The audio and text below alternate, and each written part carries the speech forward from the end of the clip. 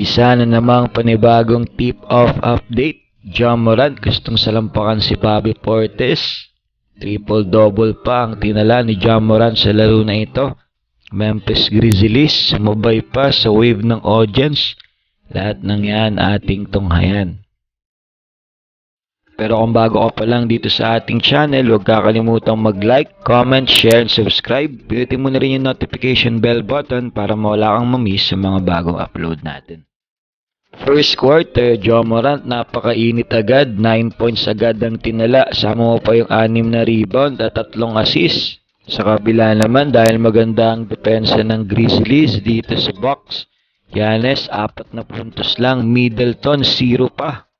Si Bobby Portis lang ang tanging bumuhat sa team na merong 7 points off the bench. Bago rin matapos ang first quarter, Ja Morant gustong salpakan itong mga big man ng Bucks. Gustong i-posterize itong si Bobby Portis at Brook Lopez. Second quarter, nagbago ang ihip ng hangin para kay Antetokounmpo. Kumana siya ng 11 points, samahan mo pa ng 1 rebound at 1 assist.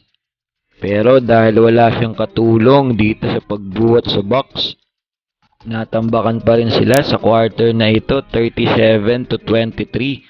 Ja Morant naman ang nanguna para sa Grizzlies na merong 8. Sinamahan pa siya ni Tyus Jones na merong 7. Natapos ang ating second quarter, 70-41. Grabe na ang tambak ng Memphis dito sa box. Third quarter, ang kala nating mag-iinit na Giannis Antetokounmpo at Middleton. Wala pa rin. Carter na ang bumuhat sa kanila at Portis dire-diretso lang sa pag-score. Sa kabila naman, Dillon Brooks ang bumuhat para dito sa Memphis Grizzlies. Tumala siya ng 8 points sa mano pa ng mga hustle defense.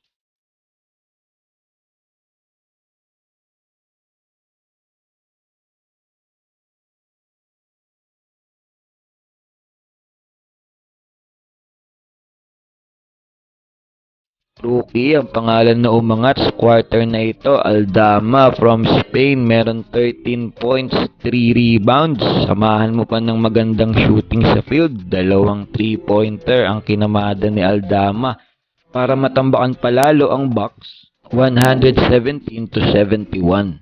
Fourth quarter, dahil nga sa patuloy na pagkatambak ng Milwaukee dito sa Memphis, naglaro na lang ang mga Memphis bench, sumabay pa sa wave. Natapos ang game natin, 101-142. Panalo ang Memphis Grizzlies.